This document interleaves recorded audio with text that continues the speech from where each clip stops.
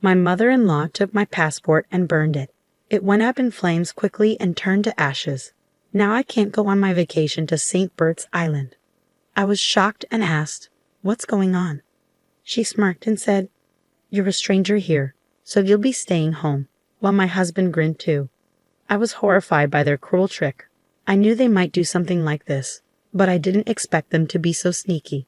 They looked pleased with themselves and even laughed in a nasty way. Then I told them who I really am. My name is Tyra, I'm 29, and I study linguistics at university. Since graduating, I've been learning about different languages and cultures and sharing what I know. My organization sends me on trips abroad, and when that happens, I'm gone for a few months. When I first started this job, I thought marriage wasn't something I'd ever do. But when I went back to my home country at 26, I met Corey, who eventually became my husband. Because of my job, I only see him for a few months at a time before I had to travel again. We stayed in touch with phone calls and emails while I was away. 2 years later, at 28, we got married. Even after our wedding, I continued to spend half the year working abroad, so we were apart a lot. I'm thankful he chose to marry me despite this. Today, I'm heading home from the airport. It's the first time I'll see my husband in 5 months. I should be tired, but I'm excited and walking quickly. When I got home, Corey wasn't there yet, so I started tidying up. I always tell him to keep the place clean, but it's a bit messy. Normally, this would upset me, but today I'm willing to overlook it because I'm just happy to see him. While I'm cooking, I hear the front door open. Corey walks in, and I rush to greet him. "Corey, welcome home. It's so good to see you." "Oh, hi, Tyra. You're back. Is that all you can say? We haven't seen each other in 5 months." "Well, we've been living like this for a while, so I'm used to it." "What? Can't you at least say you missed me?" "Oh, what? I'm tired. Anyway, is dinner ready?" "Yeah, I just finished cooking. Let's eat." Eating with my husband after so many months feels like the best meal ever. Normally, I'd be happy with just this, but today feels a bit different. "Hey, Corey, why do you keep staring at your phone?" "What? What's the problem?"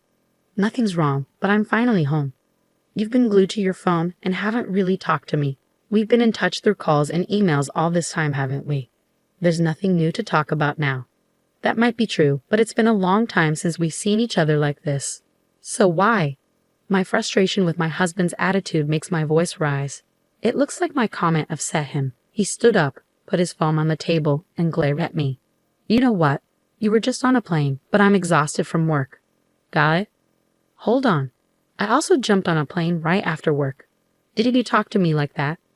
"I didn't ask you to do that. You just rushed home on your own." "What? You don't have to say it like that. I missed you. I'm just saying I didn't ask you to come home. If you're going to be like this, don't come back at all. You're being annoying, Tyra." He slammed the table and stormed out of the living room, leaving his dinner untouched. What's wrong with him? Why is he being so cold? I haven't seen him in a long time. Was I the only one excited to see him?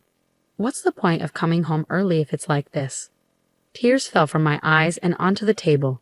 Our reunion was even more disappointing than I had feared. The next day, his attitude didn't improve. When I greeted him with a good morning, he looked at me coldly. "I envy you," he said. "You get to relax at home all the time while I'm stuck working." "That's not true," I replied.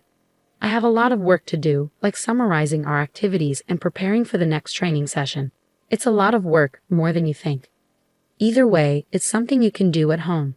I wish I had a job where I could spend half the year like that." "You don't have to talk like that." "Well, I'm just a company guy, so I have to go to work. You enjoy your time at home, princess." "What the heck, Corey?" Ignoring me, my husband left the house.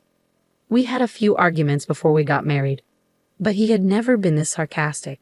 I was really confused by his behavior and wondered if his words were causing problems between us. I thought about what I might do to improve the situation. While I was going through work materials, I decided to tidy up the house. As I was vacuuming and changing the bed linens, my phone rang. It was my mother-in-law. Feeling uneasy, I answered the call. "Hello, Tyra here." "Hi, Tyra. It's been a while. I heard you're back home and that you arrived yesterday." "Yes, that's right. And I also heard you upset Corey. He was quite angry."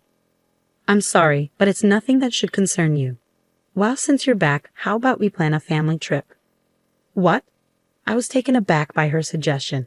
Before I could respond, my mother-in-law continued. I was just talking with my husband about going to St. Bert's Island, and Corey mentioned he wanted to join us. What? That's... So Tyra, you're used to traveling abroad, right? Could you help us with hotel reservations and other arrangements? Me. Or are you having trouble understanding what your mother-in-law is asking you to do? Her voice grew colder. It was clear she didn't really want to travel with me. She just thought it would be easier for her since I'm experienced with travel. I knew my mother-in-law didn't have a high opinion of me. She'd been sarcastic ever since we first met at the wedding reception. Even after 2 years of marriage, things hadn't changed. I often received messages from her while I was working abroad.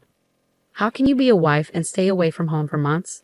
If you don't take care of the house, I'd rather my son marry someone else. It was a mistake to let him marry you. That's the kind of text I used to get from her. So I had a bad feeling about this call. I never imagined I'd be used for planning a family vacation. But maybe it's better than the usual verbal abuse. I was frustrated with myself for not being able to say no, even though I knew I was being used. A few hours later, my husband came home from work in a much better mood than earlier. He tossed his briefcase on the sofa and, smiling widely, called out to me. Mom called, didn't she? We can go on a trip to St. Bert's. Yeah, I heard. But you know what? What? You're not thinking of turning it down, are you? Mom wants you to come with us, I understand, but why don't you just go with your mom and dad like you originally planned? As soon as I said that, my husband's demeanor changed. He clicked his tongue and his tone became more threatening. You need to understand your role here. The only time you're useful to us is when we're traveling. You don't have to speak like that. It's true, isn't it? Anyway, you'll handle all the flight and hotel bookings. And everything should be in my name, as you probably know. What, Corey? You're going to pay for the whole trip. What are you talking about? We'll split the cost 50-50ths. It's a small price to pay to show respect to our parents. What is that supposed to mean? If you've got time to lounge around at home, make the reservations now. This isn't right. I don't want to. What are you mumbling about? My husband grabbed a beer from the fridge and drank it in one gulp. I had a lot on my mind, but I wasn't sure what might happen if I resisted. I felt embarrassed, but I had no choice but to do what my husband and mother-in-law wanted. I made all the arrangements for the flights and accommodations for the trip to St. Bert's, just as my husband had ordered. On the day of the trip, I was set to pick them up at my in-laws' house and head straight to the airport. A few days before the trip, I couldn't sleep. In the middle of the night, I noticed my husband, who was supposed to be next to me, wasn't there. I went to the living room and heard him talking on the phone with someone. Oh, it's okay. It's all okay, Mom. I'll be there first thing in the morning as planned. Mom, please handle the passport issue anyway. Seriously, I'm looking forward to it. I'll make sure to introduce her to you when I get back. I was puzzled by some of what he said. Passport, introducing her. Since he called her Mom, I was pretty sure he was talking to my mother-in-law. It seemed like there was something going on between them that I didn't know about. In the first place, it didn't sit right with me that he wanted me to go on this trip. What could they be planning if I went to my in-laws' house? I didn't have all the details, but I decided to stay extremely cautious until the day of the trip. The day of our trip to St. Bert's finally arrived. I packed my carry-on and handbag, which included my husband's things as well. With everything ready, my husband and I headed to my in-laws' house. I braced myself for whatever was coming, knowing I had to deal with it. When we arrived at my in-laws' house, my mother-in-law was the only one to greet us. Oh, hi, Tyra. It's been a while. Good to see you. We're almost ready. I'm going to grab a few things for the trip, so it might be a little while. Okay, take your time. Oh, and Tyra, could you bring the carry-on case from the other room? It's heavy, so please get Corey to help you. Sure, I'll do that. I noticed when my husband and mother-in-law exchanged knowing looks. I kept my passport in my pocket, just in case. Following my husband's instructions, I carried the carry-on case back into the living room. There was my mother-in-law, smiling with a hint of mischief. She was holding my passport and grinning. Now you can't go on the trip to St. Bert's, she said. What do you mean? I'm going to burn this passport right now. What did you just say? I was just using you to handle the trip arrangements. What are you doing? You're a stranger here, so you'll be staying behind. Too bad. She went to the kitchen, lit the passport with a lighter, and watched it burn. The passport started to turn to black ashes in the sink. Once it was completely destroyed, she said, "We did it." My husband cheered. "Yeah, Mom, we made it." "No," I said. "It's just the three of us on this trip. We'll get to meet Corey's new girlfriend when we get back, right?" "Yeah, I already set that up," my mother-in-law replied. "We don't need this useless woman anymore," my father-in-law said. "You know when something isn't working." He pulled out his cell phone and showed me pictures of himself with another woman, looking pleased with himself. "I'm not divorcing you for the sake of my reputation, but you'll be staying here while we go on our trip. When we get back, I'll move in with her, and you can leave." My mother-in-law laughed mockingly at his words. Their expressions were full of malice. At that moment, I knew I didn't belong in a family like this anymore. I forced a smile and said, "By the way, whose passport is that?" "What are you talking about?" "It's yours, of course." "I took it out of your handbag, so it's your passport." "My passport is right here," I said, holding it up. "What? Why? It can't be." I pulled my passport from my pocket and showed it to her. My mother-in-law's face went pale as she stared at me in panic. "That's not possible," she said, her voice trembling. "Yes, it's my passport. See for yourself." It seemed that my mother-in-law had snuck into my handbag and mistakenly thought she'd have found my passport. How could she have burned it without checking properly, especially with her malicious plans? "Whose passport did I burn then?" she asked, her voice quivering. "I guess it was your son's passport that was in there." "So you burned my son's passport?" she asked, horrified. My mother-in-law turned white and began to tremble. My husband, furious, started blaming her. "Mom, what have you done? I told you to be careful. I only found one passport in her handbag. Who would have thought it belonged to me? I don't care. You didn't check properly, and now look what happened. You're saying it's my fault? If you had checked from the start, I wouldn't have made this mistake. What the hell?" Before long, they were blaming each other. I was furious and disgusted by their behavior.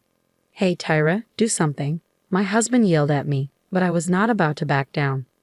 "Seriously, who do you think you are? Telling you what to do. You cheated on me behind my back. How dare you?